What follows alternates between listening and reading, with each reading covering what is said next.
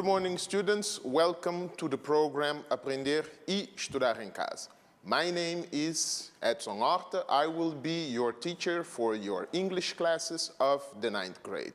Before we start, remember that we are dealing with a pandemic right now, COVID-19, so it's always good to reinforce the 3 basic rules: wear your masks, wash your hands, and practice social distancing.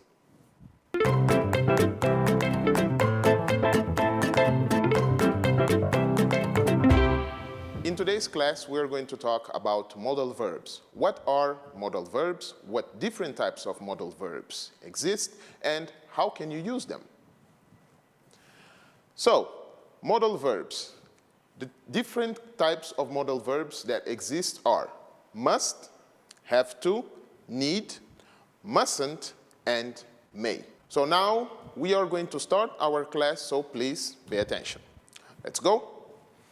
So, a modal is a type of auxiliary or helping verb that is used to express ability, possibility, permission, obligation, and necessity. Next. So now that we have seen the definition of modal verbs and what we can use them for, we are going to focus on today's class on the modal verbs that express obligation, necessity, and permission. So, for obligation, we have must and must not, have to, and need. For necessity, we also use must and must not, we also use have to, and we also use need. So first, we are going to focus on obligation. For obligation, we use the modal verb must that is used for a strong obligation or a logical conclusion and certainty. On the other hand, we have must not or mustn't is used for prohibition. Now let's see some examples of how we use must and must not. Must. You must stop talking when the teacher enters the class. So this is a strong obligation. You must not talk while the teacher is in class. He must be very tired. He's been studying all night. In the second example, you see that must is used as a logical conclusion. He has been studying all night, and that's why he is very tired today. Must not or mustn't is the negative of must. You must not eat while in the classroom. This makes sense because it is a strong prohibition. Students must not eat while inside the classroom. Let's see the other example. You must not wear headphones in the classroom. Now, this is also another prohibition. It is a rule that students must not use headphones to listen to music or talk to someone on the phone inside the classroom. Okay. We continue with obligation. And for obligation, we also have to, and need. Have to is used to show us that the obligation comes from somebody else. It's a law or a rule, and the speaker can't change it. Now, we use have to when we talk about a strong obligation, a rule, for example, the law, and you cannot change the law. You have to obey it. It's not easy to change it. We also use need for expressing obligation as a modal verb. Need is used to express obligation, but something that is less urgent, something in which you have a choice. Now, students, see here the difference. You use need differently than have to, because need is not a strong obligation. And have to is used when you're talking about a law, something that you cannot change. And in need, you have the possibility to change it. You have an option. The examples are have to. At school, students have to wear uniforms. Now, students, this is the law. In every school, students have to wear uniforms, and this cannot be changed. Let's see the second example. If you want good grades, you have to study. Now, this is also a rule. It's also a law. What do you have to do if you want to have good grades? It's logical. You have to study. You have to work hard. Okay? Now, let's see the use of need. Need to. I need to study for the English test next week. Now, let's see the difference between the two examples, have to and need to. In the first examples, students have to wear uniform at school. And in the second example, with need to, I need to study for the English test next week. Now, in the first example, students have to follow the rule. It's the law. You cannot go to school and attend classes if you don't have your uniform. While with need to, you have to study for the English test, but you can study it tomorrow, you can study the day after tomorrow, you can study on the weekend, so you have a choice. While with have to, you don't have a choice. It's the law. You need to do your research in the library. Again, we see the difference between need to and have to. You need to do your research in the library. It's not an obligation. It's not a law. You know that you need to do your research, but you have an option. It can be in the library. It can be online, as long as you do your research and you come out with some of the results. Next. Now we're going to focus on the modal verbs that are used for expressing necessity. For expressing necessity, we use the modal verbs must, have to, and need to. Must is used for obligation, law, or a rule. Have to is used for an absence of obligation or a necessity. And need to is used for obligation, but also something that is less urgent. Now, students, remember that we have already seen how we use must. Must is used for something that is a strong obligation. Only that now we added as a law or a rule, we must use must. Some examples that we have of must as a strong obligation or a rule. I must study tonight.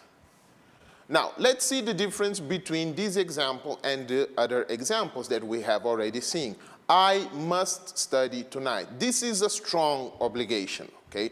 Remember, you must study tonight if you have a test tomorrow. Well, you shouldn't study tonight if you have a test tomorrow, but it's something that you must do if you want to have good grades. Let's see the other examples.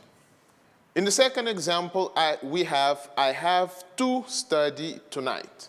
Now, let's see what is the difference between the first and the second example. In the first example, we have I must study tonight, which is a strong obligation. It's something that I need to do and I don't have a choice. I have to study tonight shows you that you have a choice here. You can study tonight or you cannot study tonight. The choice is up to you. Let's see the following example. If I want good results on the tests, I will need to study tonight. Now, need to shows you an obligation, but it's something that is less urgent. You can study tonight, you can study tomorrow, or the day after tomorrow. It's not as urgent as I must or I have to. It shows you that it's not as important. Let's continue with the following modal verbs. Now, for permission, we only used the modal verb may. May is used to express politeness and request permission. As examples, you have, may I go to the board? May I answer this question? Now, students, here we have the use of the modal verb may. May is used to ask for permission, you already know this, and in the first example, may I go to the board, may I answer this question? You have the students asking the teacher for permission to do something inside the classroom. May I go to the board? The student is asking the teacher for permission to leave their place and come to the board to do the exercise. May I ask this question? The student is asking the teacher for permission to answer a question that has been asked in class.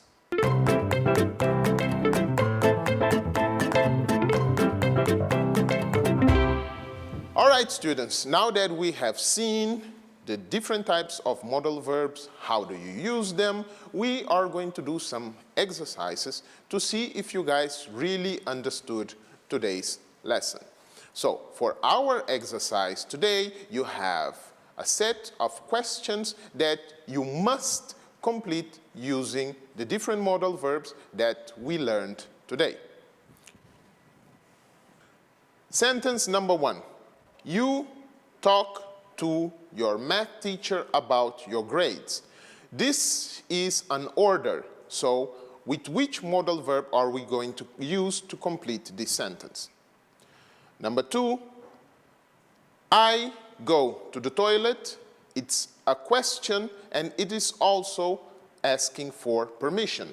So, what modal verbs are we going to use? Students prepare for the exams that start next month. Now, this can be an obligation or something that is less urgent because it's next month. And being that, what modal verb are you going to use to complete it? You submit your individual assignments by Monday next week. Now, this is a rule and you cannot change it. You don't have an option. As a rule that you cannot change, what modal verb can be used to complete it? The last one, students be late for class. Now, this is a prohibition. Being a prohibition, what of the modal verbs that we learned today is going to be used to complete this sentence? Well, students, you have your sentences that you must complete. I will give you some time and then check your answers.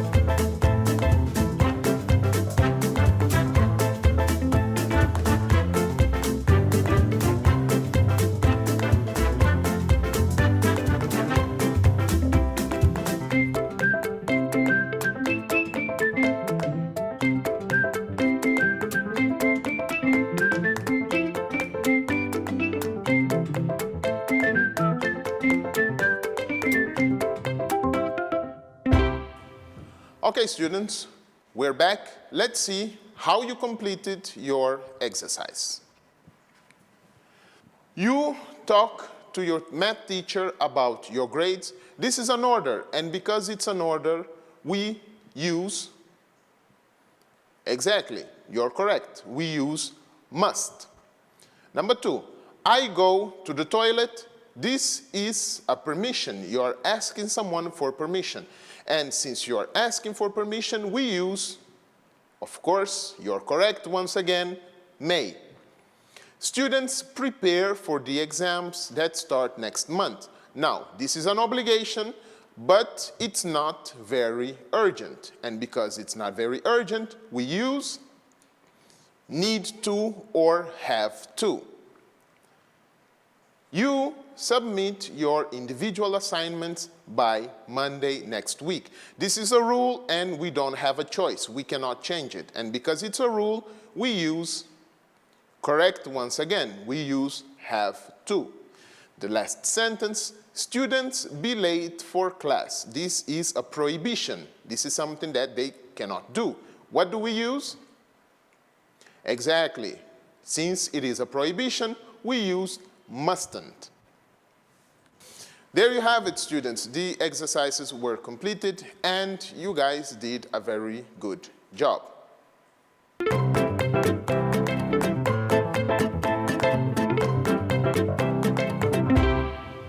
All right, students. So now we are going to do a summary of today's class. Today we learned what are modal verbs, the different types of modal verbs, and how we use them. In today's lesson, you have learned how to identify and differentiate the modal verbs and how to use the modal verbs to express obligation, necessity, and permission. If you have any questions or any doubts, you can consult these sources that I used to prepare today's lessons. www.perfectenglishgrammar.com, Learn English at britishcouncil.org, or a video on YouTube where you have a teacher that is going to explain you how we use modal verbs. Well, students, today was another day on the program Aprender y Estudar em Casa. Don't forget, this was your teacher, Edson Horta, and our first class for the English of 9th grade. Before we say goodbye, don't forget to practice social distancing, wear your masks, and wash your hands. Goodbye.